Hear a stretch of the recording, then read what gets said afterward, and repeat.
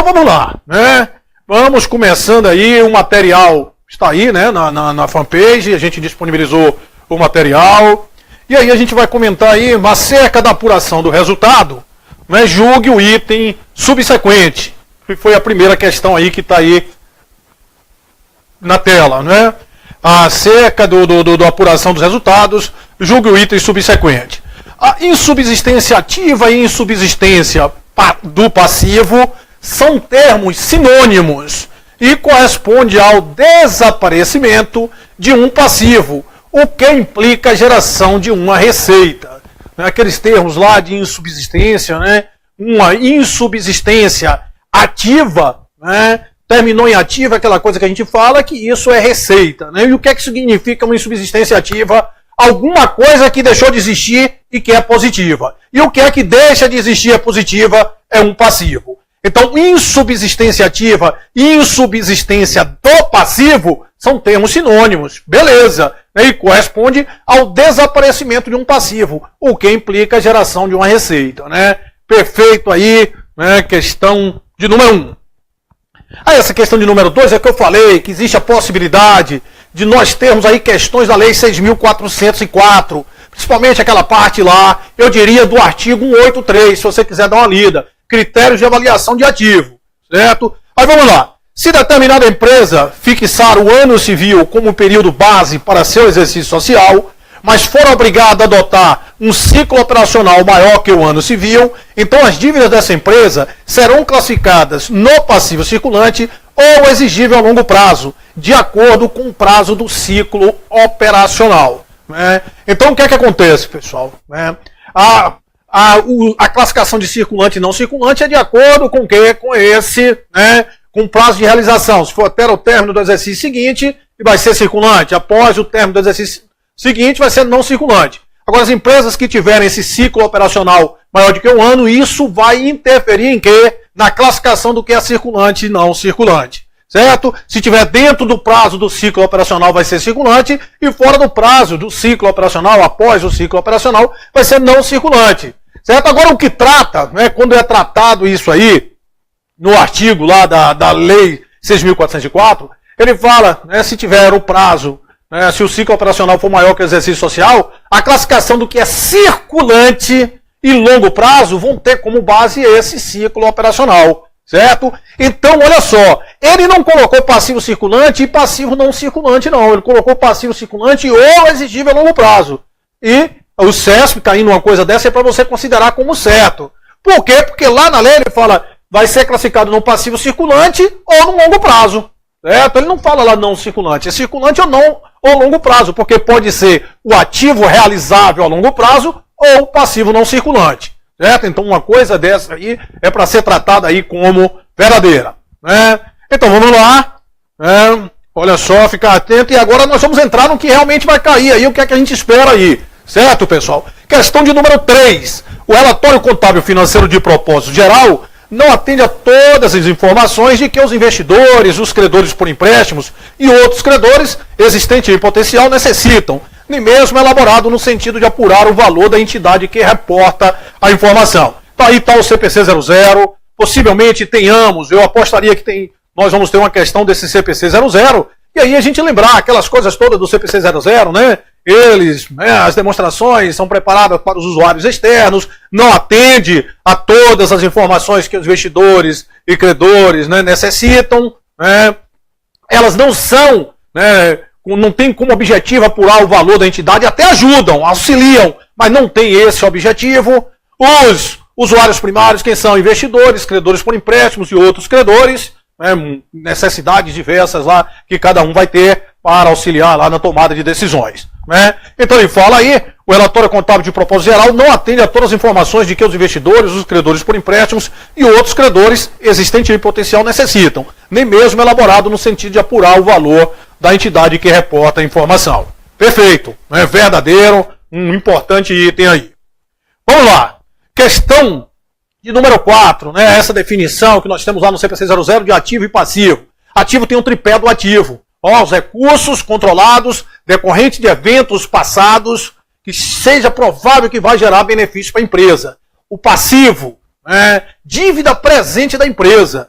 decorrente de eventos já ocorridos, eventos passados, para cuja liquidação se espera que haja uma saída de recursos capazes de gerar benefícios econômicos. Aí ele vem aí nessa questão e fala, um passivo é uma obrigação presente, advinda de eventos passados. Perfeito.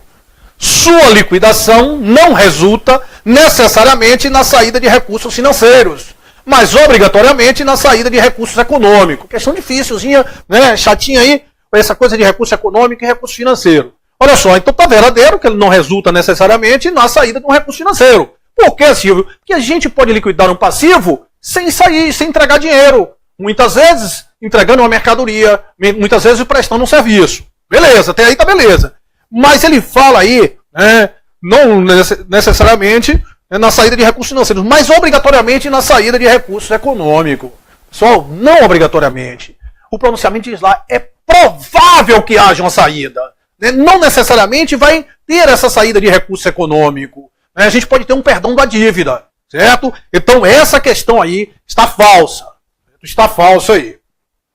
Vamos lá, Questão aí de número 5 aí, para lembrar, O objetivo da gente aqui também é lembrar, são características qualitativas da informação contábil financeira, as fundamentais, que correspondem à relevância e à representação fidedigna, e a de melhoria, que abrangem a comparabilidade, a verificabilidade, a compreensibilidade e a tempestividade, certo? Então essas fundamentais, pessoal, para que a informação seja útil na tomada de decisão, ela tem que ser simultaneamente relevante e representar fidedignamente o que ela se propõe. Informação relevante é aquela que é capaz de fazer a diferença na tomada de decisões por parte dos usuários, certo? Aí ela tem que ter aquela coisa do valor preditivo e o valor confirmatório, certo? Representação fidedigna. O que é representação fidedigna? É a confiabilidade da informação. Então a representação, para que se represente fidedignamente o que se propõe, aí tem os atributos. A informação ela tem que ser completa, tem que ser neutra e tem que ser livre de erro.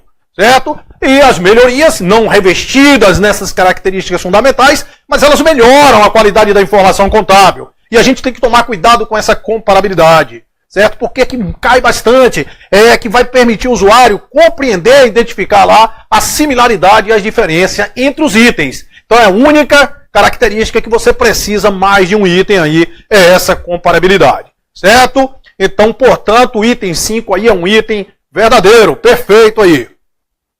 Vamos lá, item 6. A relevância, característica fundamental da informação contábil financeira, representa a confiabilidade dos relatórios contábeis. Não, a confiabilidade, quem representa é o quê? É a representação fidedigna. Lembra aí. Uma coisa importante aí para a gente entender, olha só, os princípios contábeis, houve aquela revogação lá da Resolução 750, mas os princípios contábeis eles continuam existindo. E eu ressalto aqui essa interação que existe entre o princípio da oportunidade e a relevância. Oportunidade e relevância. Porque ele diz o seguinte, que a falta de tempestividade pode perder a relevância da informação. Então, pessoal, olha só, a oportunidade e a confiabilidade ela tem que ser ponderada. Certo? Então está aí essa relação entre relevância e oportunidade que tem a ver com a tempestividade e a integridade dos registros. Então a relevância é a característica fundamental, essa questão aí está errada porque ela não representa a confiabilidade. Portanto, falso. Caso uma empresa realize gastos para aquisição de um bem em que se espera que os benefícios econômicos ocorram somente ao longo do período corrente, essa transação deverá ser reconhecida como despesa na demonstração do resultado. Olha só, pessoal, para que você tenha um ativo, tem que ser provável que vai gerar benefícios além do exercício corrente. Certo? Se você comprar, adquirir alguma coisa que só vai gerar benefícios naquele exercício, aquilo tem que ser classificado como despesa. Certo? E essa geração de benefícios de um ativo pode ser através de um aumento, ele proporcionar através de um aumento de receita, através de uma diminuição de custos. A gente tudo tem aí geração de benefícios. Então o item 7 está um item verdadeiro. Caso a empresa realize gastos para aquisição de um bem que se espera que os benefícios ocorram somente ao longo do período, então essa transação deverá ser reconhecida como despesa. É por isso, se você comprar um imobilizado de pequeno valor, e que ele só tem uma duração, se ele só durar o exercício, aquilo vai ser jogado como despesa, certo? Então, se você compra uma ferramenta, Se ela só vai usar naquele exercício, aquilo é despesa, certo? Para que você classifique lá no imobilizado, tem que ter uma vida útil maior do que 1 ano. Ou 1 ano vai ser despesa. Perfeito aí, verdadeiro. Questão 8, né, questão importante aí, essa coisa do desconto de duplicata. O desconto de uma duplicata em banco, além de gerar um débito em caixa ou equivalente de caixa e um crédito em duplicatas descontada, gera um débito em despesas do período na demonstração do resultado do exercício relativo aos juros pagos na data de liberação do crédito. É só a gente lembrar, olha, se você vai descontar uma duplicata, qual é o lançamento que nós vamos fazer? Débito de banco contra movimento, onde o dinheiro vai entrar, crédito de duplicata descontado, o valor das duplicatas que você vai descontar, certo? E a diferença entre o que você descontou e o que você recebeu, tudo vai ser o quê? Encargos financeiros a transcorrer, certo? Então não vão ser despesas naquele momento no recebimento, não. Eles vão ser encargos a transcorrer, que serão transformados em despesas, né, à medida que for acontecendo o fato gerador, com o passar do tempo, certo? Então, no momento que você desconta uma duplicata, não existe despesa financeira, certo? Não existe. Vai acontecendo com o tempo que você vai apropriando aqueles encargos a transcorrer no resultado. Perfeito? Beleza, e tomar cuidado com isso aí. As provisões. Aqui, né, questão certa aí nessa prova. Pode ter certeza, né, que nós teremos aí uma questão de provisão. Né? CPC 25, questão certa. Você vai ver lá, poxa, parece que Silvio até viu a prova. Né? Então, olha só, esse CPC ele fala aí, as provisões representam o passivo com prazo ou valor incerto. Podem ser distintos de outros passivos, como contas a pagar e passivos derivados de apropriação por competência. Isso é verdadeiro. Toda provisão é um passivo de prazo ou valores incertos.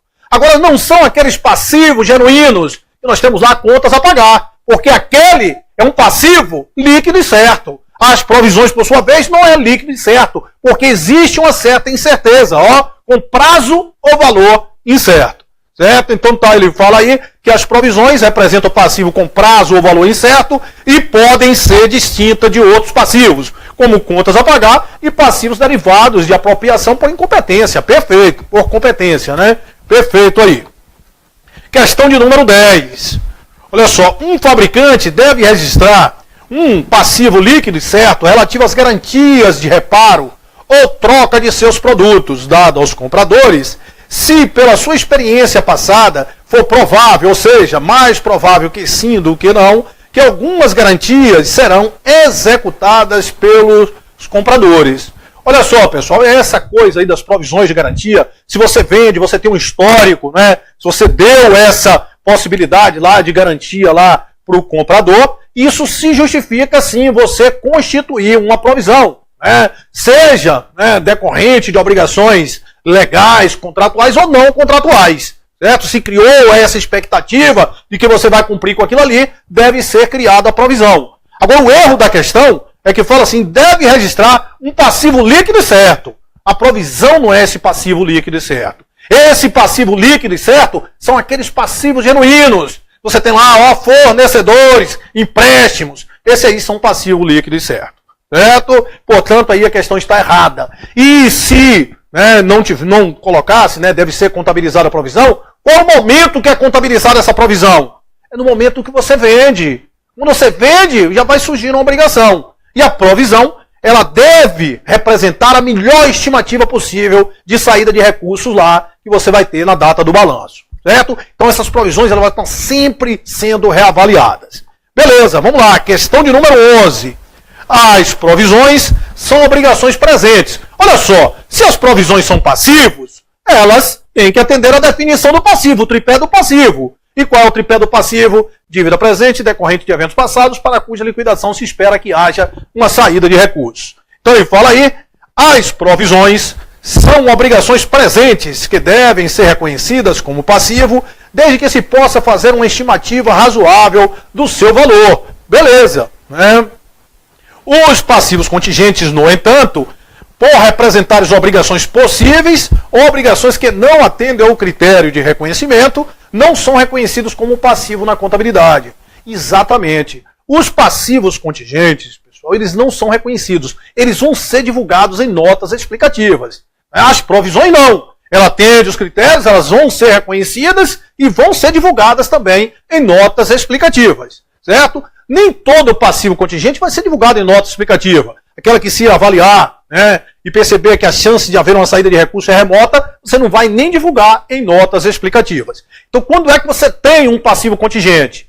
Quando até é provável que haja saída de recursos, mas você não consegue mensurar aquilo com segurança, ou quando a saída de recursos é somente possível que aconteça. Certo? Aí a gente tem um passivo contingente, e lembrando, passivos contingentes não são reconhecidos no balanço, e nem, muito menos, os ativos contingentes. Mas o que vai cair aí vão ser os passivos, não é? Na sua prova. Certo? Questão de número 12. A possibilidade, né, de um custo de imobilizado. Vamos ver aqui como é que está aí, né? Alguém pode colocar aqui o gabarito das questões, né? Eu não estou colocando, alguém coloca aí por Manuel Aquino, né? O material está na página. Sim, a gente pode liberar aí, depois a gente posta, mas quem está acompanhando aí, não é? Já pode ir fazendo aí um gabaritozinho aí pra gente. Certo?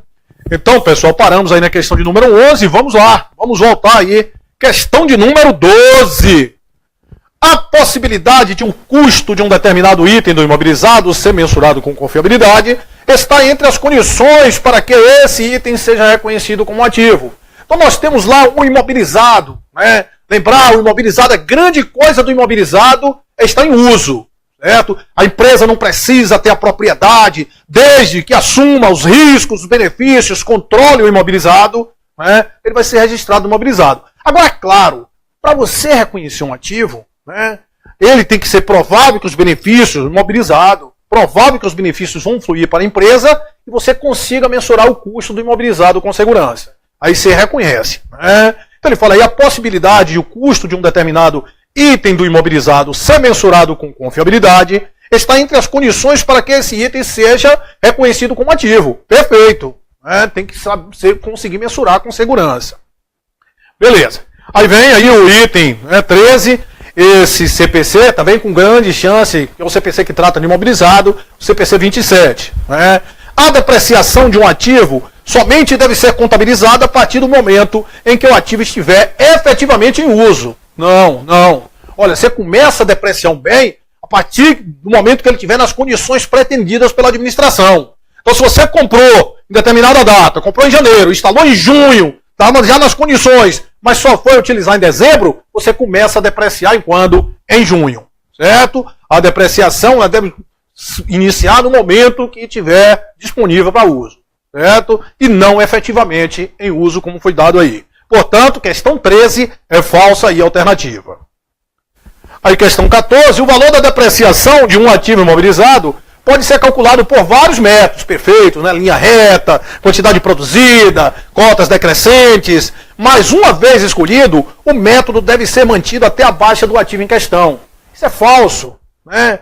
A depreciação, o método, deve representar a melhor forma de consumo, de padrão do consumo. Então, se você estava em determinada, né, método de depreciação, mas viu que uma outra representa um melhor padrão de consumo, você vai alterar aquilo ali. Certo? Portanto, questão de número, né, 14 também está falsa. Certo? Questão de número 14. Agora, só lembrando, o custo do imobilizado. Qual é o valor que a gente leva como custo do imobilizado? Né? Valor lá que você adquiriu o imobilizado, é mais aqueles tributos não recuperáveis, menos desconto, menos abatimento, mais os gastos necessários para colocar aquele imobilizado nas condições pretendidas pela administração. Então, se você teve gasto com frete, gasto com seguros, gasto com instalação, gastos com testes, gastos com honorários profissionais, né, das pessoas que orientaram a compra, com benefícios a empregado, tudo isso incorpora o custo do imobilizado. E não se esquecendo, se tiver um gasto lá com restauração lá no final, com retirada daquele imobilizado, isso também incorpora o custo do imobilizado, certo? Mas aquele gasto futuro, você vai trazer ele o quê? A valor presente, certo? Beleza. E como é que a gente avalia o imobilizado? Vai ser o custo de aquisição, menos a depreciação acumulada, menos possíveis perdas com teste de recuperabilidade. Existem as duas possibilidades, né? Método de custo e método de reavaliação, mas aqui no Brasil é proibido a reavaliação dos itens do ativo. Né? Então, portanto, né, lembrando também que o imobilizado ele vai ser registrado pelo valor correspondente à compra à vista. Então, se eu comprei imobilizado por 150 mil, se eu comprasse à vista, era 120, eu vou registrar esse imobilizado por 120 mil. Certo? Beleza aí. Então, questão aí, ele falou, deve ser mantida até a baixa, portanto, questão 14 está falsa aí. Questão 15, olha só aí, olha só. Eu digo com certeza absoluta que ativos intangíveis vai ter questão na tua prova, vai ter questão na tua prova. E vamos fazer uma revisão aqui, ó, rápida aí de ativos intangíveis. Ele me fala aí, ativo, a definição, ativos monetários identificáveis e sem substância física deve ser classificado como ativos intangíveis. Pessoal, ativos intangíveis são ativos monetários? Não, o que são ativos monetários? Representa dinheiro e um valor a receber em dinheiro. Então, um ativo intangível, assim como imobilizado, assim como estoque, são ativos não monetários. Certo? Ativos não monetários, se liga aí. Portanto, questão 15 é uma questão falsa. Questão 16. Um ativo satisfaz o critério de identificação no que diz respeito à definição do intangível, quando puder ser separado da identidade, vendido, transferido, licenciado, alugado ou trocado individualmente ou junto com o contrato, ativo ou passivo relacionado, independente da intenção de uso pela entidade. Perfeito. A grande coisa do intangível é o quê, Silvio? É a identificabilidade. Divisibilidade, poder separar ele, vender, isoladamente de outros ativos, mas essa identificabilidade, só lembrando também, ela pode decorrer de direitos contratuais ou legais. Certo? Mas esse item aí é verdadeiro. Certo? Identificabilidade. Porque o intangível, como ele não tem corpo, você tem que identificar se ele existe. Certo? Então é grande coisa do imobilizado essa identificabilidade. Portanto, verdadeiro aí o item 16. O item 17, ele vem aí, ó. O reconhecimento inicial de um ativo intangível, ele deve ser feito por meio de seu custo. Após esse reconhecimento inicial, e se não houver restrição por parte de lei ou norma regularmente estabelecida, a entidade pode optar pelo método de custo ou pelo método de reavaliação para atualizar o valor contábil desse ativo. Perfeito. Ele vai ser inicialmente pelo custo e depois ele vai ser avaliado de que forma? Pelo método de custo ou pelo método da reavaliação, se for permitido legalmente. Certo? No Brasil não é permitido, mas aí ele cobra isso aí, se for permitido legalmente aí o CESP. Certo? Então, portanto, questão 17 está corretíssima aí, verdadeira. Questão 18. Os gastos com pesquisa e desenvolvimento de um ativo intangível são tratados respectivamente como despesa no resultado do período e ativo, caso demonstrem, entre outros aspectos, capacidade de gerar benefícios econômicos futuros. Vamos lembrar, olha, o ativo, o intangível, ele pode surgir de 5 formas. Ele pode ser adquirido de terceiros, pode ser gerado inteiramente, pode surgir em uma combinação de negócios, pode ser através de troca de ativos ou através de quê? De subvenção aí governamental, certo? Então, esses ativos gerados internamente, normalmente a gente tem aquela fase de pesquisa e a fase de desenvolvimento.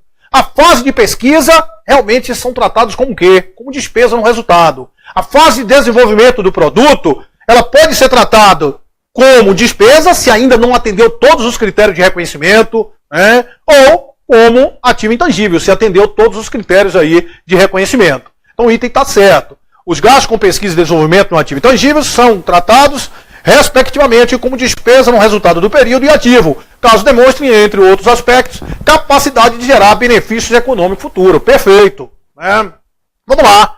19. Só lembrando de uma coisa, importante aí para você. Se você adquire um projeto de pesquisa de terceiros, certo? Esse projeto de pesquisa, ele vai ser tratado como ativo intangível. Qual a diferença? Porque se você está adquirindo terceiros, é provável que aquilo ali vai gerar benefício e você conseguiu mensurar o custo. Certo? Então, atender aos critérios de reconhecimento. Então, se você, um laboratório, compra um projeto de pesquisa de outro, aquilo vai ser intangível. Certo? Beleza. Na contabilização de ativos, os ativos intangíveis serão amortizados, certo? E dispensados do impairment test, caso sua vida útil seja definida. Lembrando, os ativos eles podem ter vida útil definida e indefinida. Certo? O que é que muda? Se eles tiverem vida útil definida, eles vão ser amortizados. Tem uma base para você reconhecer a despesa. Serão amortizados. Agora, se ele tiver vida útil indefinida, não serão amortizados. Agora, independente de vida útil definida ou indefinida, eles serão submetidos ao teste de recuperabilidade. Certo? Então, ele aí está falso. Na contabilização, os ativos intangíveis serão amortizados e dispensados do teste de impairment. Não, eles não serão dispensados do teste de impairment em situação nenhuma. Certo? Portanto, falso. Questão 20. Os gastos incorridos com marcas, títulos de publicações, listas de clientes e outros itens similares gerados internamente. Olha só aí a coisa que é. Gerados internamente, eles não devem ser reconhecidos como ativos intangíveis, ainda que a entidade demonstre que esses gastos possam gerar benefícios econômicos futuros. Certo? Pode, mas você não consegue mensurar com segurança o valor. Certo? O custo daquilo ali, o valor, você não consegue, então você não reconhece. Agora você reconhece, por exemplo, se você adquirir uma lista de clientes terceiro, certo? Se você adquiriu, você reconhece. Por quê? Porque você conseguiu mensurar aquilo ali com segurança, certo? Então uma coisa é gerada internamente. Aí vamos lá. Questão 21. O ativo intangível gerado internamente não deve ser reconhecido nas demonstrações contábeis. Falso. Uma das possibilidades de surgir o ativo intangível é ele gerado internamente. Então ele pode ser reconhecido sim. Né? Deve, se ele gerou internamente, ele deve ser reconhecido. Toma cuidado. O que não se reconhece gerado internamente é o goodwill, aquele ágio de expectativa de rentabilidade futura. Esse, se ele for gerado internamente, ele não é reconhecido. Ele só surge em uma combinação de negócios. Para que tenha o goodwill, tem que haver compra. Certo? Tem que haver necessariamente compra. Aí a questão 22. Não deve ser reconhecido como um ativo o ágio derivado da expectativa de rentabilidade gerado internamente. Perfeito. Esse não vai ser reconhecido como ativo mesmo. Goodwill, aí, questão de número 23. Goodwill é um termo contabilístico usado para refletir a parte do valor de mercado de um negócio que não é diretamente atribuível aos seus ativos e passivos, contabilizados apenas em caso de uma aquisição. Perfeito.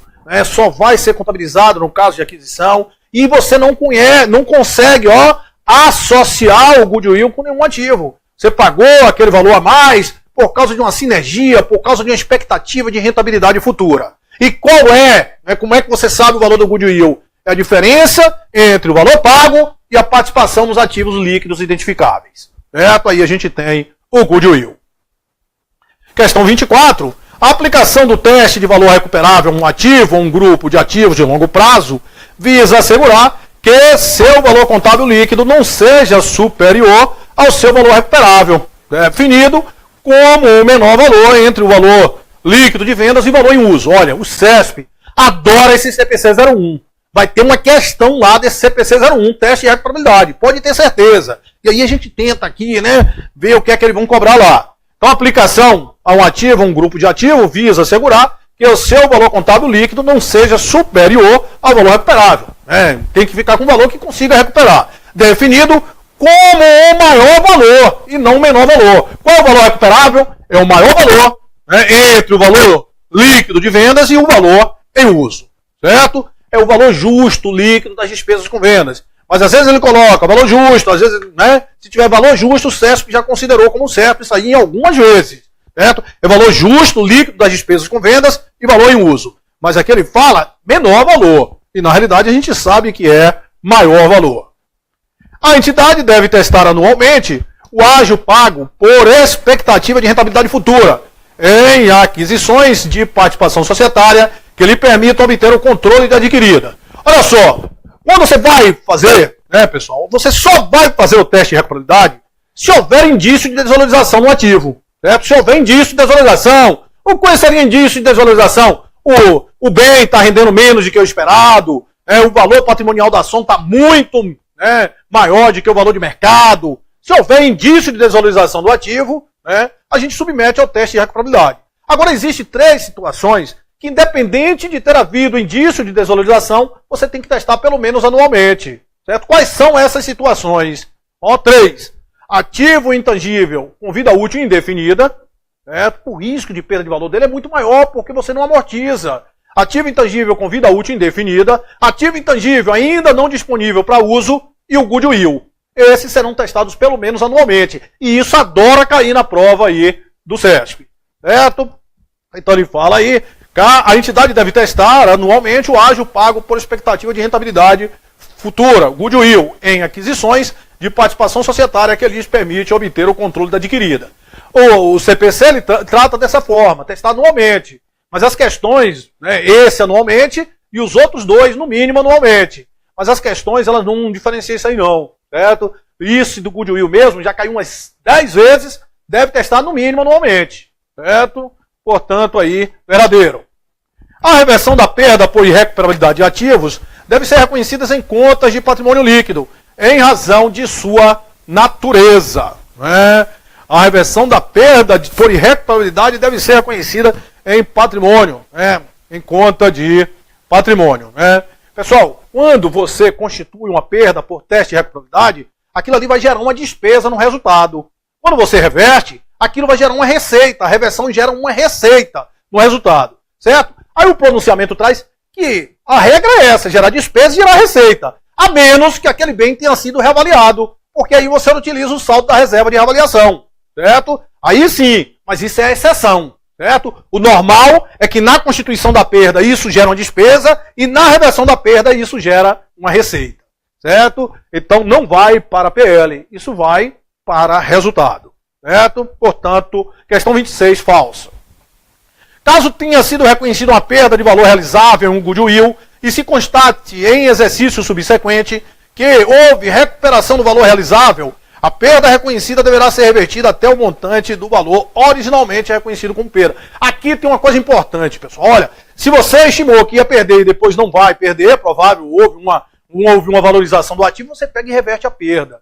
Agora o goodwill não se reverte perda. Seria como se você estivesse reconhecendo, né, esse ágio gerado internamente. Então, goodwill, você não reconhece a perda, a reversão da perda dele. Certo? O SESP adora isso aqui. Certo? Caso tenha sido reconhecida uma perda em um goodwill e se constate em exercício subsequente que houve a recuperação, a perda não vai ser revertida. Não será revertida. Portanto, questão 27, falsa aí. Questão 28, arrendamento mercantil. Isso aí já é com menos chance de cair esse negócio de arrendamento mercantil. Ele fala aí que o arrendamento mercantil é classificado como financeiro operacional. Perfeito. No arrendamento operacional, a transferência substancial de todos os riscos e benefícios inerentes à propriedade. Ao passo que no financeiro não há essa transferência, é o contrário. Né? O financeiro, a essência, é um contrato de compra e venda. Então há transferência dos riscos e benefícios, né, para quem? Para um arrendatário. Então você vai contabilizar como, se for um lease operacional, isso vai ser despesa para o arrendatário e receita para o arrendador. Certo? Agora, se for um lease financeiro, você vai contabilizar de que forma isso no arrendatário? Como ativo e passivo. O bem vai estar lá, ó, como ativo lá e passivo de mesmo valor, claro, naquele momento. E qual é o valor que eu vou contabilizar? Qual é o valor que eu vou contabilizar? Ou o valor justo ou o valor presente das prestações. Dos dois, o menor. Certo? O valor justo ou o valor presente. Toma cuidado, que na recuperabilidade é o maior. Aqui é o menor. O menor dos dois. E no momento que você adquire um bem via contrato de leasing financeiro, aquilo naquele momento não gera despesa. O aumento do ativo vai ser igualzinho ao aumento do passivo. Certo? A diferença entre o valor do bem à vista e o valor que você vai pagar, tudo vai ser encargos a transcorrer e você vai reconhecendo com o tempo. Certo? Então ele fala aí que é classificado como financeiro operacional, só que ele define de forma diferente. Certo? O financeiro é se houver transferência dos riscos e benefícios e o outro é se não houver transferência dos riscos e benefícios. Portanto, questão falsa aí. 29. O arrendamento mercantil operacional deve ser reconhecido pelo arrendatário em contas específicas do ativo e passivo no seu balanço por quantias iguais ao valor justo da propriedade arrendada. Olha só, ele está me dizendo que o arrendamento mercantil operacional, né, deve ser reconhecido no arrendatário. Não, pessoal, não. Está tudo errado aí. O arrendamento mercantil, né, operacional vai ser despesa para o arrendatário. Certo? Agora, o financeiro, você vai reconhecer em contas específicas do ativo e do passivo no seu balanço, por quantias iguais ao valor justo da propriedade arrendada ou, se inferior, pelo valor presente das prestações. Então isso aí está errado tanto para o operacional como se fosse para financeiro. Certo? Questão 29 é errada aí, tanto de um jeito como de outro. Questão 30. No que se refere às principais demonstrações contábeis previstas em lei, julgue o item que se segue. Vamos ver aqui. Dá uma paradinha aí para ver como é que está o som, né? Se o professor, né? Vamos lá. Vamos ver aqui.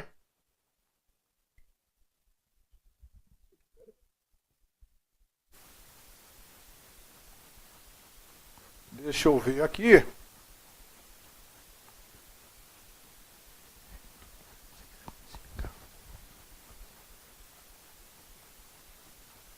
Vamos aqui abrir aqui o nosso Face, né? Pra gente ver aí. A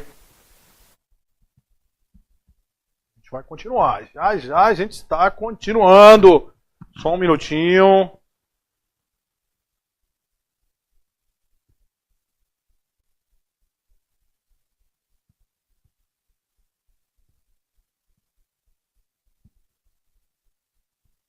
Tudo ok. Rápido demais. O som tá ótimo, mas o vídeo parece que tá acelerando. Essa aula vai ficar disponível pra gente? Vai. A gente vai deixar aí sim disponível. Tudo certo. Excelente. Olha só, pessoal, é porque isso aqui é uma revisão que em pouco tempo eu vou rever o conteúdo todo, né? O curso aqui a gente faz de acordo com o momento. Tem curso que a gente vai pegando na mão. Mas isso aqui é uma revisão rápida para a gente revisar todos os tópicos. Então tem que ser batidão aí. Né? Silvio está magrinho, estou gatinho, muito obrigado. Né? Que revisão, beleza. Né? Vamos invadir Pernambuco aí. Sábado a gente está lá, vamos lá, né, pessoal? Então, só não está melhor porque ainda não estou concursado. Vai passar assim mesmo, professor. Passar o rodo aí, Luiz Lima, Silvio, um show de bola. Brocando o CESP, vamos lá, né? Vida acelerado, mestre, que hoje está danado, não. Todo o curso que a gente faz é de acordo com o propósito. Revisão é isso aí. A gente tentar revisar o máximo de coisas, né? Para que agregue aí para quem tenha estudado, né? Que hoje não é dia de comentar o TCE São Paulo, não, né? Outro dia a gente abre uma live aí. Hoje é foco aí no TCE Pernambuco. Desculpa aí, Matheus. Desculpa, Mauro, mas é porque a gente tem que dar um foco nisso aqui, né? A velocidade tá boa, vai ter alguma aula ao vivo no Recife, cheguei tarde. Chegou tarde, Rafael. Vamos lá, vamos para aqui de novo. Olha só, ó minha xícara aqui que eu vou tomar água aí, ó. Ó que time, o time melhor do mundo aí, ó. Tá dando para ver aí? Ó, essa é a xícara do Bahia. É Bahia de um lado e Silvio Santos do outro, ó. Presente aí, ó, de meu amigo Ramai. Silvio Santos de um lado, Esporte Clube Bahia do outro. Então, vamos lá. Vamos lá, Emerson. Vamos lá. No que se refere às principais demonstrações contábeis, previsto em lei, julgue o item que se segue. Na avaliação dos estoques que uma entidade mantém para venda, utiliza-se a regra do custo ou a do valor de mercado, devendo-se optar pelo menor valor. Pessoal, olha só, isso está de acordo aí com a Lei 6.404. Custo ou mercado dos dois o menor. Só que o pronunciamento que trata de estoque, o CPC 16, ele fala custo ou valor realizável líquido dos dois menor. Então, isso foi considerado errada, né? E se cair uma questão dessa, você vai marcar também como errada. A não ser que ele fale segundo a lei 6.404, que aí a gente vai pegar custo ou valor de mercado. Apesar que o entendimento é que esse valor de mercado é o valor realizável líquido. Mas eles não adotaram isso aí como sinônimos, eles cobram a literalidade, certo? Então, se cair uma zorra dessa, você só vai marcar certo se ele falar lá em cima, de acordo com a lei 6.404. Né? Se não for, a gente não vai marcar, portanto, é custo ou valor realizável líquido. Beleza, questão 31.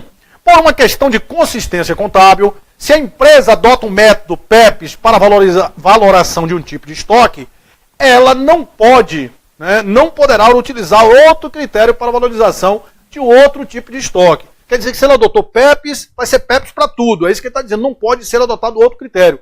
Está falso. Né? Olha só, se ele tiver, pessoal, mesma natureza e uso, tem que ser o mesmo critério. Certo? Agora, se tiver natureza ou uso diferente, aí você pode adotar critérios diferentes. Certo? Localização. Ah, não, porque a empresa tem uma filial lá em Pernambuco e uma lá em São Paulo, aí adotou por causa da localização os critérios diferentes. Não. É somente se for de acordo com a natureza ou uso do estoque. Certo? Se a natureza ou uso for diferente, a gente pode adotar critérios diferentes. Portanto, falso aí. Aí ele vem. Os direitos decorrentes de vendas a prazo, classificados no ativo realizável a longo prazo, estão sujeitos a ajuste a valor presente. Beleza, né? Cujo efeito contábil é a redução simultânea do ativo e do resultado da empresa detentora desses ativos. Olha só, aqui agora a gente vai num quadro. A gente tem quadro hoje também nessa aula, Silvão? Tem quadro. Aqui uma coisa importante, certo? Se você pegou, presta atenção aí. Você vendeu, a empresa vendeu, e o valor da venda foi 130 mil. certo? Se a venda tivesse sido à vista, teria sido 100 mil. Então, é lógico que foi cobrado aí o quê?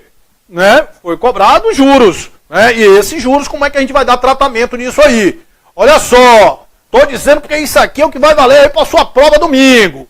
Você vai pegar aqui nessa coisa aí, você vai pegar debitar, né? Debitar duplicatas a receber. Qual é o valor das duplicatas a receber que você vai ter? 130 mil.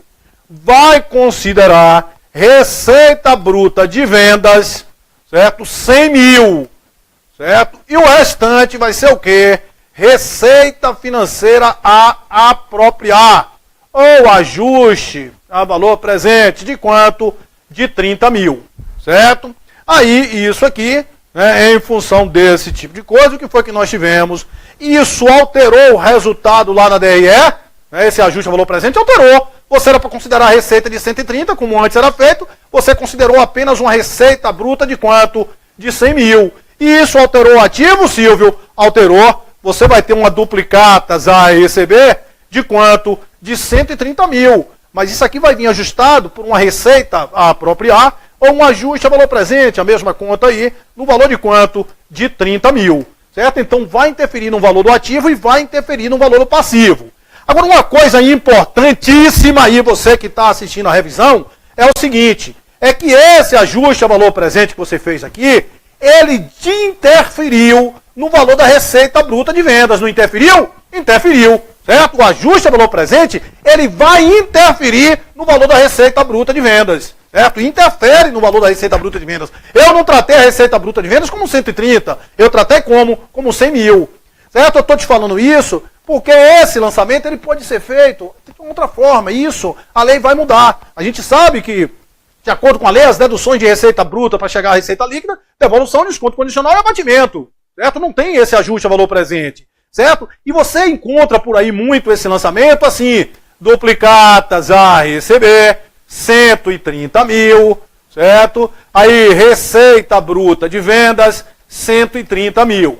E aqui você teria duas contas, né? Essa receita financeira a apropriar, receita financeira a apropriar de quanto? De 30 mil, certo? Que vai lá ficar retificando. E aqui você tinha, ó, né, essa outra conta lá que vai, né, retificar a receita bruta de vendas. Esse despesa com ajuste a valor presente no valor de 30 mil. Certo? Quem faz desse jeito aqui, é comum até, essa contabilização está certa, mas não é o que o Sesco quer. Certo? Se você fizesse desse jeito, você iria tratar a receita bruta de vendas como quanto?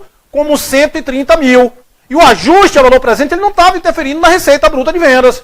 Certo? Dessa outra forma que eu estou falando, o ajuste a valor presente, ele interferiu diretamente na receita bruta de vendas. Certo? Independente de uma forma ou de outra, aquela questão lá, ela está certa. Certo? A questão está certa. Só para você ver aqui, ó, essa questão vai estar certa. O que ele fala, os direitos recorrentes de venda a prazo, classificados no ativo realizado a longo prazo, estão sujeitos, né, a ajuste valor presente, cujo efeito contábil é a redução simultânea do ativo e do resultado da empresa. Perfeito.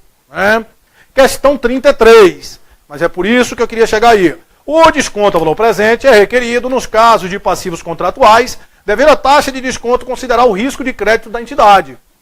Quanto aos passivos não contratuais, não ocorre a apuração do valor presente, apesar do seu registro como provisões futuras. Pessoal, esse CPC é importantíssimo, esse CPC 12, vai cair uma questão desse CPC 12 lá na tua prova. E esse CPC é interessante que ele faz logo 5 questões e no pronunciamento ele responde as 5. Então se for cair alguma coisa na tua prova teórica, é isso aí. Né? Qual é o momento do ajuste a valor presente? Vai ser no momento inicial, né? Excepcionalmente, que não seria nesse momento inicial, né? É somente com as obrigações contratuais ou com não contratuais? Contratuais e não contratuais, certo? Esse ajuste ele deve sim refletir o risco de crédito, certo? Deve refletir o risco de crédito. Quer dizer, se você emprestou um dinheiro com prazo de 2 anos, a taxa tem que ser maior do que 6 meses, porque o risco é maior, certo? Qual é a taxa de juros?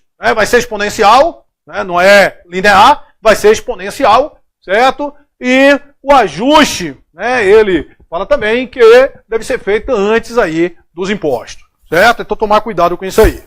Beleza. Então é requerido, no caso de passivos contratuais, ele fala aí quantos passivos não contratuais não ocorrem. Tanto passivos contratuais quanto não contratuais.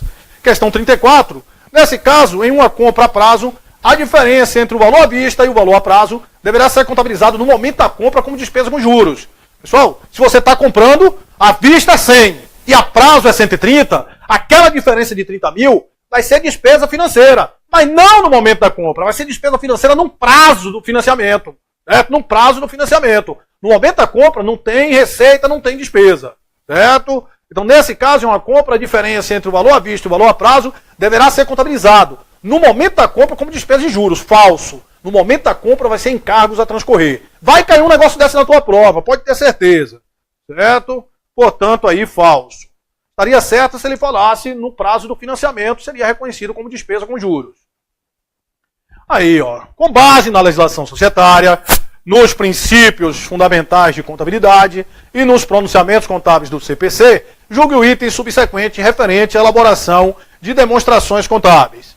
Para fins de divulgação, na demonstração do resultado do exercício, incluem-se nas receitas os ingressos brutos recebidos e a receber pela entidade, originário de suas próprias atividades, inclusive tributos sobre vendas de bens e serviços. Estes, posteriormente, deduzidos para evidenciação da receita líquida. Aqui tem uma coisa importante, olha só, pessoal, olha só, se liga aí. Se ele me colocasse Lei 6.404, certo? Lei 6.404, eu sei que a receita bruta de vendas inclui tudo, certo? Agora, de acordo com o pronunciamento contábeis, certo? A DRE, ela vai partir da receita líquida de vendas. Então a receita, ele está dizendo, para fins de divulgação, olha o que ele falou lá em cima, é CPC. É isso que vai cair na tua prova. Para fins de divulgação na demonstração do resultado, inclui-se na receita os ingressos brutos, né? Inclusive de tributos sobre vendas. Então, se eu vendi por 100 mil e tem 17 mil ali, né, eu vou considerar 83. Eu não vou considerar a receita de vendas como aqueles valores que eu estou recebendo, mas que não são meus, certo? Então, ponto de partida lá vai ser a receita líquida de vendas. Ele pode tanto colocar como de acordo com as normas do CPC, como de acordo para as empresas de capital aberto, certo? Aí isso está correto, certo? Isso está correto aí, verdadeiro. A receita de vendas de produtos, mercadorias e prestação de serviços decorrente da atividade fim da empresa deve ser mensurada pelo valor justo. Isso é o quê, Silvio? Isso é verdadeiro, né? Pelo valor justo mesmo. Pelo valor justo aí, certo? Tomar cuidado, não é pelo valor nominal. Olha só, se você vendeu por 130 mil, você vai receber daqui a 2 anos. A receita vai ficar registrada por que valor? Por 100 mil, certo? Pelo valor justo, né? Do valor que você já tem aí, né, a receber. Perfeito, né? Para fins de divulgação da demonstração do resultado do exercício, inclui-se na receita, não, isso aí a gente já falou, né? Mensurada pelo valor justo da contraprestação recebida ou a receber. Independe, né, se foi a vista ou a prazo. Na elaboração da demonstração do resultado do exercício, a subclassificação das despesas pode ser realizada pelo método da natureza da despesa ou pelo método da função da despesa. Isso é verdadeiro. Né? Eles cobram muito. Isso aí está no CPC 26. De acordo com a natureza ou de acordo com a função. No Brasil, é classificado de acordo com o quê? Com a função. Agora, a classificação de acordo com a função não exime ela de elaborar, de colocar a natureza das despesas. Certo? A classificação pode ser de acordo com a natureza ou de acordo com a função. Então, estou lá, função, né? Despesas administrativas. Eu não só vou colocar despesas administrativas, ali dentro das despesas administrativas, eu vou colocar a natureza daquelas despesas administrativas. É isso que a gente faz. É isso? Então, beleza. Portanto, questão 37 está correta. Para disponibilizar informações relevantes, comparáveis e compreensíveis, a entidade deve apresentar separadamente rubricas de receitas oriundas de itens extraordinários na demonstração do resultado. Isso aqui é importantíssimo. Os itens, né, normais, né, os itens ordinários, por exemplo, quando você vende mercadoria, lá na DRE vai ter receita de vendas, custo com aquelas vendas e lucro daquela operação, certo? Porque são os itens ordinários lá de vendas. Agora, esses itens extraordinários, quando você vende um imobilizado, você não vai ter lá receita de venda de imobilizado, custo do imobilizado, lucro com imobilizado, não. Você só vai ter lá uma linha, lucro com imobilizado, certo? Lucro com imobilizado. Aí ele vem aí, para disponibilizar informações relevantes, comparáveis e compreensíveis, a entidade deve apresentar separadamente rubricas de receita oriundas de itens extraordinários. Não, esses itens extraordinários, você não vai colocar rubrica de receita não, você só coloca o resultado, certo? Só coloca o resultado, portanto, 38, falsa. Outra questão aí que vai vir aí, né? DRA, resultado abrangente, né? A gente tem a obrigação de elaborar aí essa, né, de acordo com o conjunto completo das demonstrações, essa DRA, demonstração do resultado abrangente. E o que é esse resultado abrangente? São as mutações que vão ocorrer no patrimônio de uma empresa, né, que, exceto aqueles, né, com os sócios, nas transações com o sócio, ele na qualidade de proprietário. Certo? E o que é o sócio na qualidade de proprietário? É ele integralizar dinheiro, ou então ele pegar o quê? Ter distribuição de dividendos.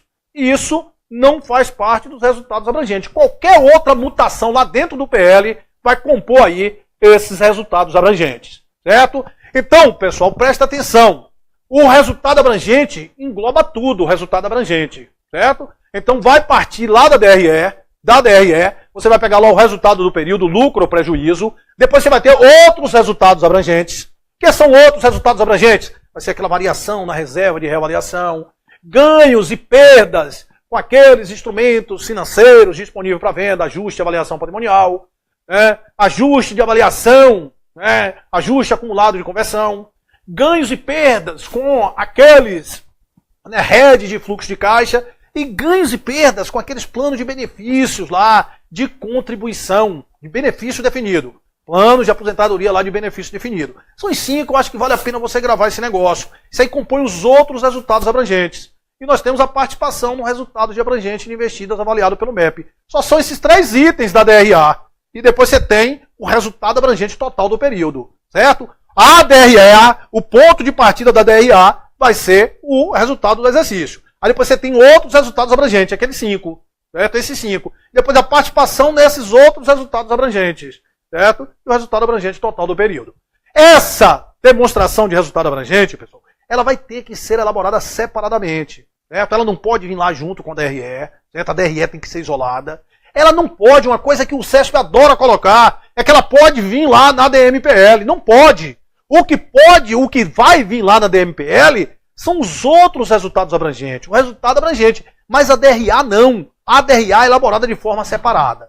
Certo? Então ele vem aí, questão de número 39. Resultado abrangente é o período, é o conjunto de mudanças verificadas no patrimônio durante um determinado período, exceto as resultantes de investimento do sócio e distribuição aos sócios. Verdadeiro. Porque o investimento aos sócios são as transações com os sócios na qualidade de quê, pessoal? De proprietário. Então todas as outras alterações que tiver no PL, exceto essas aí, isso compõe o resultado abrangente. Então lá, ajuste, avaliação patrimonial, ajuste acumulado de conversão, ganhos e perdas com aqueles planos de benefício lá, ó, né, plano de previdência com benefício definido, isso pode gerar um ganho, uma perda atuarial para a empresa, certa variação na reserva de avaliação e o com rede de fluxo de caixa. Beleza? Tranquilo aí. Então, é o conjunto dessas mudanças aí no patrimônio, sim. Verdadeiro. Na demonstração do resultado abrangente, o lucro líquido do período será apresentado como outros resultados abrangentes. Falso. O ponto de partida da DRA é o resultado do período. Então, ele é um item separado. Só tem 3 itens. Ele é um item separado. Depois você vem lá como outros resultados abrangentes. Então, o lucro não compõe os outros resultados abrangentes. Outros resultados abrangentes são esses 5 itens. Isso vai cair na tua prova, eu garanto. Né? O ajuste de avaliação patrimonial, de ganhos e perdas em instrumentos de rede de fluxo de caixa, deve estar presente na demonstração do resultado abrangente no período. Perfeito. Mas são 2 daqueles itens lá de outros resultados abrangentes. Perfeito. Olha só o que eu te falei do CPC 12. Isso, e CPC 12 vai cair na tua prova, ajuste a valor presente. Anota aí. O ajuste a valor presente de venda a longo prazo enseja redução na conta de receita bruta de vendas. E seja. Então, se eu vendi por 130 mil, se a venda fosse à vista, era 100, né? Qual é o valor que eu vou tratar como receita bruta de vendas? 100. Então, ele alterou o valor da receita bruta de vendas. Certo? Perfeito. Então, verdadeiro. Questão 43, que corrobora aí a 42 e corrobora esse entendimento que eu estou lhe falando, né? Para você não fazer aí, que eu vi muita gente fazendo isso aí de forma inadequada. Se uma venda de mercadorias for feita por 100 mil a longo prazo, com 2.500 de juros no momento da realização da venda são gerados um aumento em receita bruta de vendas de R$ 97.500. Perfeito. A receita bruta de vendas a gente considera o quê? O valor correspondente à venda à vista, R$ 97.500. E também um registro em conta redutora de contas a receber de longo prazo no valor de R$ 2.500. Perfeito. Esse valor aí seria contabilizado como uma receita a apropriar ou então um ajuste a valor presente de um direito. Perfeito aí a questão 43. 44. A reserva legal aqui, distribuição do lucro. A reserva legal objetiva assegurar a integridade do capital social e somente poderá ser utilizada para compensar prejuízo ou aumentar o capital. A função dela é garantir a integridade do capital social, sim, né? A função dela é essa, e ela somente pode ser utilizada para aumentar o capital ou compensar prejuízo. Você não pode distribuir dividendos com reserva legal. Ela, qual é o percentual dela? Você pode utilizar quanto? 5% do lucro para constituir a reserva legal e não pode ultrapassar 20% do capital social realizado. Perfeito. As reservas para contingências são constituídas com a finalidade de compensar, em exercício futuro, diminuições do lucro decorrente de perdas consideradas pela companhia como de ocorrência remota. Olha só, as reservas de contingência é para evitar diminuição do lucro de causa julgada provável, cujo valor possa ser estimado. Certo? É essas reservas para contingência. Então, reserva para contingência é diferença de provisão, porque reserva para contingência é para o futuro. Provisão para contingência é de um fato que já aconteceu. O fato gerador já aconteceu. Mas o erro aí que está, como de ocorrência remota. Não. Causa julgada provável, cujo valor você consiga estimar aí essa reserva de contingência. 46. A reserva estatutária deve limitar-se a 10% do lucro líquido e deve ter como finalidade única reter recursos para o financiamento do capital de giro da empresa. Reserva estatutária, pessoal, diz, a lei fala que o estatuto pode criar reserva, desde que indique, de modo claro e preciso, sua finalidade, a forma de você calcular e os limites, certo? Então não tem negócio de 10% não. Isso tem que estar fixado no estatuto.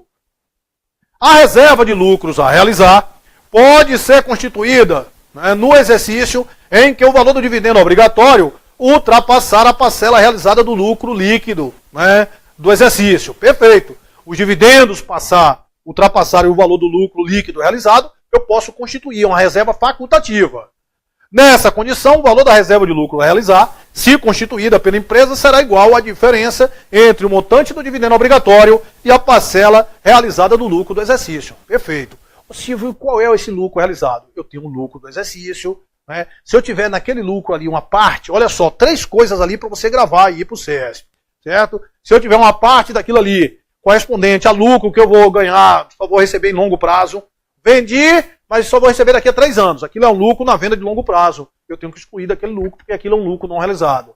Resultado com equivalência patrimonial e variação cambial. Certo? Então, a parcela do lucro que eu ultrapassar esses 3 valores, que vai ser o lucro realizado. Então, se você calculou dividendos e os dividendos foram maior do que esse lucro realizado, para evitar que você distribua dividendos de um lucro que não serão realizados no exercício seguinte, a empresa pode constituir essa reserva de lucro realizado.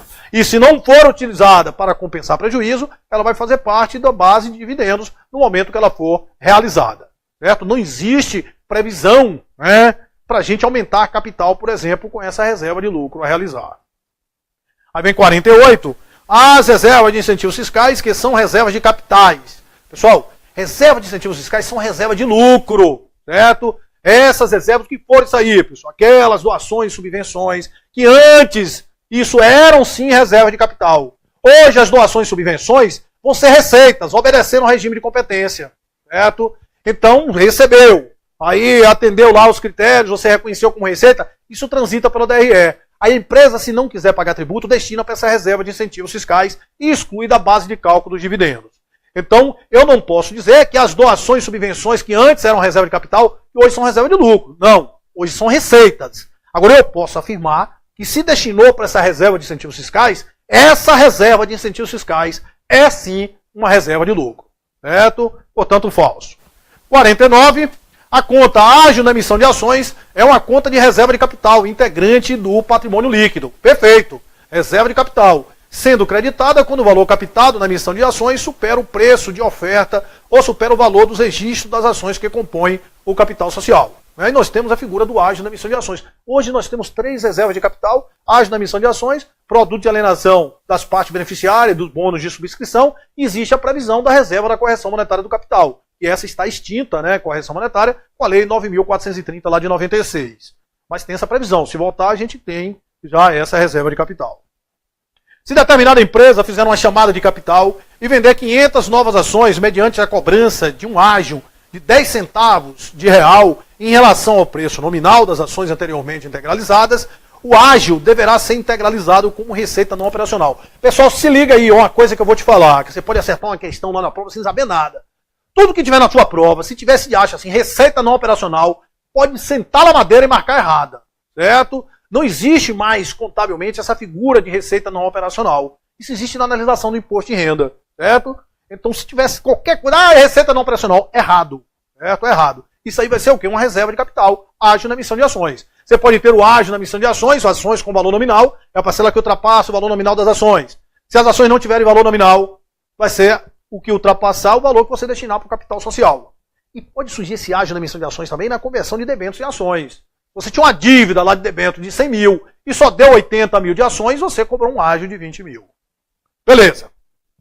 O lançamento contábil das compras de ações de uma sociedade anônima com redução do capital social confere um débito na conta, né, representativa do capital social, sem alteração do valor nominal das ações remanescentes.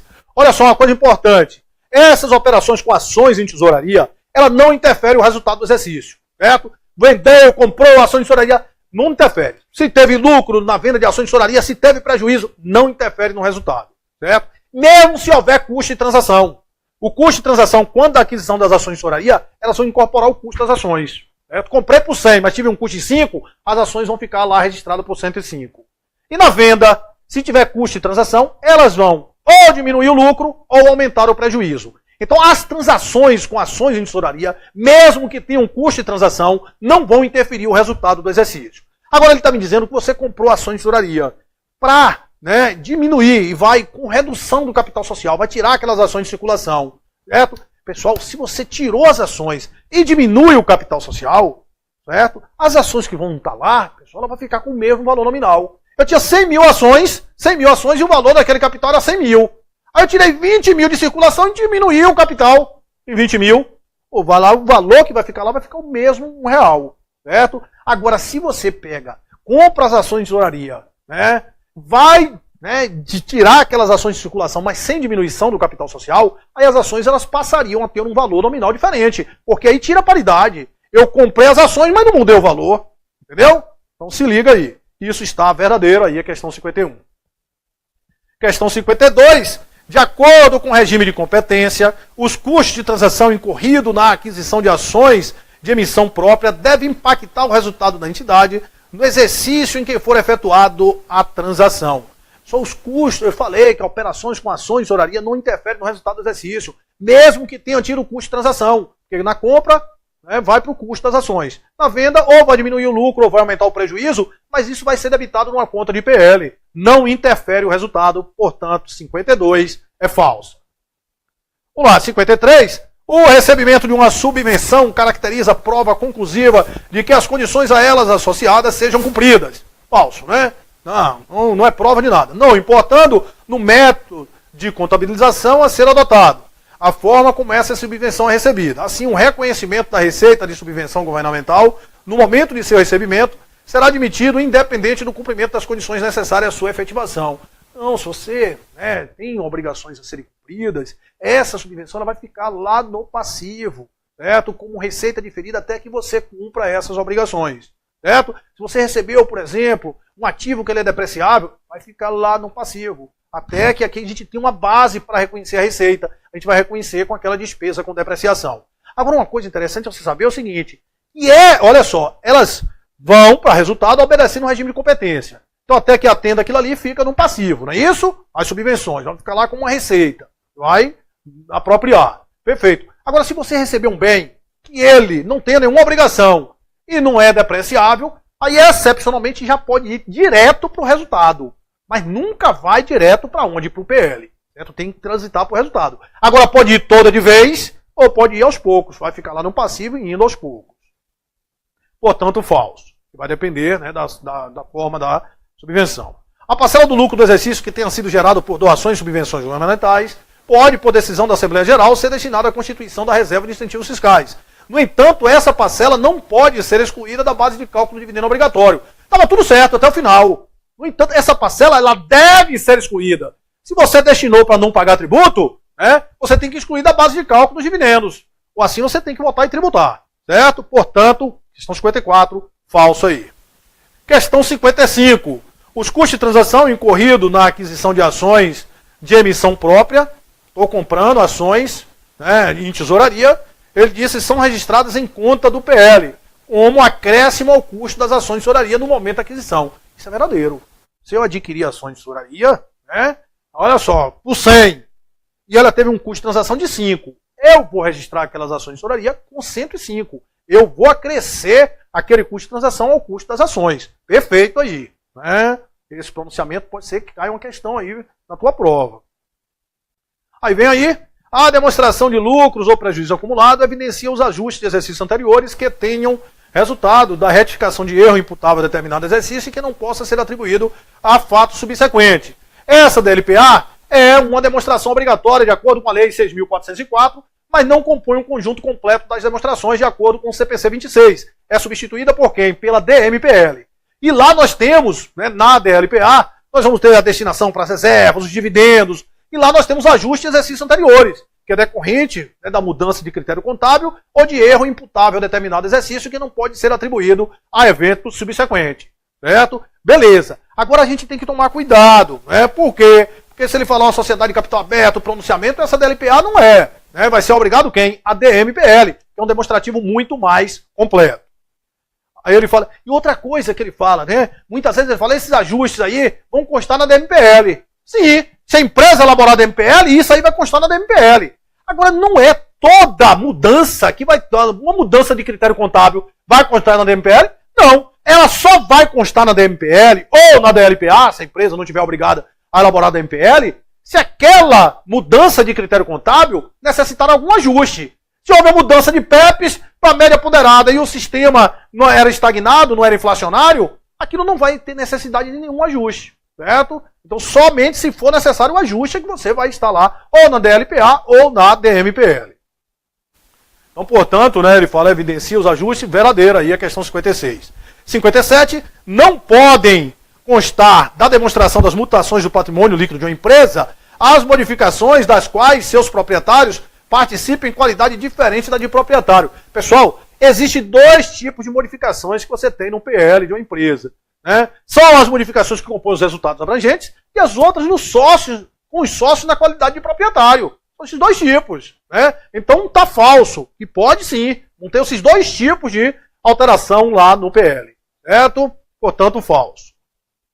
Questão 58, ele fala aí, o valor dos dividendos distribuídos aos proprietários a cada exercício e o valor do dividendo distribuído por ação pode ser evidenciado na demonstração da mutação do patrimônio líquido. Pode sim, né? Mas não devem, né? Não deve, pode. Por que pode, Silvio? Porque pode constar ou nessa DMPL, certo? Está lá no CPC 26, ou nas próprias notas explicativas, certo? Ou nas próprias notas explicativas. Beleza. A demonstração do resultado abrangente pode ser incorporada à demonstração de mutações do patrimônio líquido. Falso. Falso, ela tem que ser elaborada de forma separada. O que é incorporado lá na DMPL são os resultados abrangentes. Certo? Os resultados abrangentes estão lá na DMPL, mas não é a DRA. Certo? Portanto, aí, falso.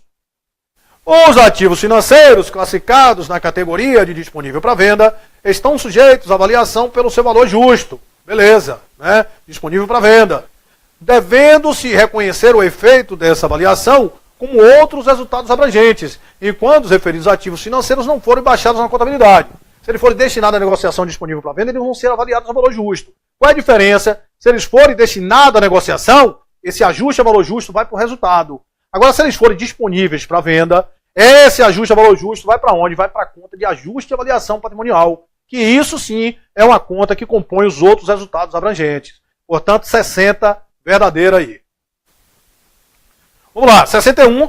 Um investimento que garanta à sociedade investidora uma influência significativa sobre a sociedade investida deve ser avaliado pelo MEP, o qual exige que eventuais lucros gerados pela investida sejam reconhecidos no PL da investidora, independente de ter havido a distribuição desse lucro sobre as formas de dividendo. Só claro, olha só, quais são os investimentos que são avaliados pelo MEP? Investimentos avaliados pelo MEP, né? Investimentos em coligadas e controladas que estão sob controle comum ou pertencem ao mesmo grupo econômico. Certo? O que é um investimento em coligado? É quando a investidora tem influência significativa, o poder de participar das decisões políticas, financeiras e operacionais da investida. Esse investimento sendo avaliado pelo MEP, pessoal, o que é? A empresa teve um lucro? Teve. Eu tenho que reconhecer aquele lucro no momento que ele é gerado. Certo? Nada mais é do que regime de competência, o método da equivalência patrimonial. Certo? E não no momento que eles são distribuídos. No momento que eles vão ser distribuídos, a gente não vai tratar como receita. Certo? Não vamos tratar como receita. Porque distribuir eu diminui o PL, eu vou ter que diminuir meu valor do investimento. Então eu vou creditar o investimento no momento dos dividendos. Não existe receita com dividendos se o investimento é avaliado pelo método da equivalência patrimonial. Certo? E receita com dividendos vai ser próprio lá do investimento avaliado pelo método de custo. Portanto, ele fala aí, e isso está verdadeiro, questão de número 61. Uma sociedade empresária mantém investimentos em uma coligada avaliado pelo método da equivalência patrimonial. A coligada apurou lucro no final do período. Nessa situação, no mesmo período exatamente, a sociedade empresária deverá fazer no lançamento a débito de investimento em coligadas e a crédito de resultado com equivalência. Exatamente. Olha só, se a investida teve lucro, aumentou o PL. Eu tenho que aumentar meu investimento. Eu debito investimento. E a contrapartida vai ser receita com equivalência patrimonial. Certo? Beleza, esse lançamento você tem que saber. Esse dos dividendos. Certo? Na aquisição de um investimento em controlada, o ágio como fundamento em rentabilidade futura goodwill é parte do valor contábil do investimento, vedada a sua amortização. Perfeito. Quando você compra, né, você vai separar o que é participação lá no PL que você está tendo. Se você pagou mais valia, certo? Se os ativos valem mais, você pagou uma mais-valia por aquilo ali. E se você pagou goodwill. Todos esses valores compõem o valor do investimento. E na demonstração individual, pessoal, esse goodwill é lá no ativo, lá ó, em investimento. Agora, quando você vai fazer a consolidação, a gente nem falou porque eu não acredito que caia a consolidação. Normalmente, quando cai a consolidação, vem um item específico. Aí, na consolidação, que esse goodwill vai lá para o intangível. Nas demonstrações individuais, esse goodwill compõe um investimento. Certo? Então, na aquisição de investimento controlada, o ágio como fundamento em rentabilidade futura é a parte do valor contábil aí do investimento. Perfeito. A demonstração do fluxo de caixa. Isso aí é outra questão certa aí que você vai ter na prova. Eu acredito que não vem a questão para você calcular. É um desperdício muito grande ele colocar lá um balanço, uma DRE, tudo. Vão ser 10, 12 itens para cobrar um item só de fluxo de caixa, no máximo 2 itens, né? Acho que vem um item só de fluxo de caixa e deve vir uma questão teórica aí na tua prova. Certo? A demonstração dos fluxos de caixa, que expressa as alterações ocorridas durante o exercício, no saldo de caixa e equivalente de caixa, deve ser segregada em até 3 fluxos. Operações, financiamento e investimento, sempre que existirem. Pessoal, é no mínimo 3 fluxos. No mínimo, aqui ele está dizendo que é no máximo. É no mínimo 3 fluxos. Mas sempre elaborada com os 3 fluxos mesmo. Certo? Portanto, está falso, que é no mínimo 3 fluxos. Beleza.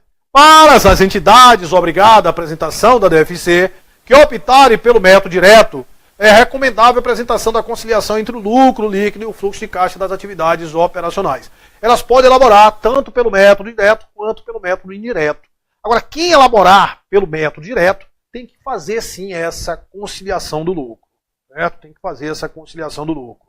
Né? Portanto, isso mas não é recomendável. É obrigatório. Certo? Para as entidades obrigadas que optarem pelo método direto, é obrigatório a apresentação da conciliação. Portanto, 65 está falsa. 64 também. Aí, pessoal, olha só, tem que tomar cuidado naquelas 2 operaçõezinhas ali. Quando você pega, ó, comprou ações da sua empresa e vendeu ações de sua empresa, isso é investimento. Comprou ações de outra empresa, comprou ou vendeu ações de outra empresa, isso é investimento. Comprou ou vendeu ação de sua empresa, isso é financiamento. Comprei imobilizado, comprei intangível, isso é o quê? Isso é investimento. Certo? Tomei um empréstimo, estou sendo financiado, paguei empréstimo, financiamento. Se eu estiver emprestando dinheiro, isso é investimento. Tomar cuidado com isso aí. É muito comum cair essa aquisição lá de ações próprias. venda de ações próprias, isso é atividade de financiamento. A venda de ações emitidas, isso aí, ó, financiamento, e os empréstimos obtidos no mercado mediante emissão de debêntures ou outros instrumentos de dívida de curto ou longo prazo, são exemplos de entradas de caixa classificados das atividades de financiamento e evidenciados na DFC. Falso, né? A venda de ações emitidas, isso é atividade de quê? De financiamento. E empréstimos obtidos no mercado mediante emissão de debêntures. Estou tomando em dinheiro. Isso também é o quê? É financiamento. As duas coisas aí são financiamento. Estava colocando como se fosse a venda de ações de outra empresa. Aí é venda de ações emitidas, então é venda de ações próprias, certo? Então isso é financiamento. Tomei empréstimo, isso é financiamento, certo? Portanto, verdadeiro. E questão 67, o efeito das mudanças na taxa de câmbio sobre o caixa e equivalente de caixa mantido em moeda estrangeira deve ser classificado na demonstração dos fluxos de caixa como fluxo de atividades operacionais. Olha só, essa mudança, né, nas taxas de câmbio, enquanto não realizada, isso não vai ter efeito nenhum aonde? No caixa da empresa, certo?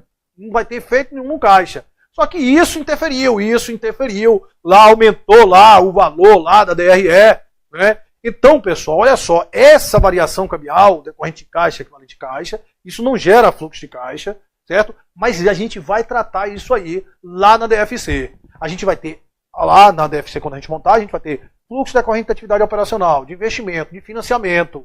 Aí depois a gente pega e bota assim, ajuste decorrente, mudança de câmbio lá no disponível, certo? Então é um item específico, e o CESP já cobrou isso aí 3 vezes.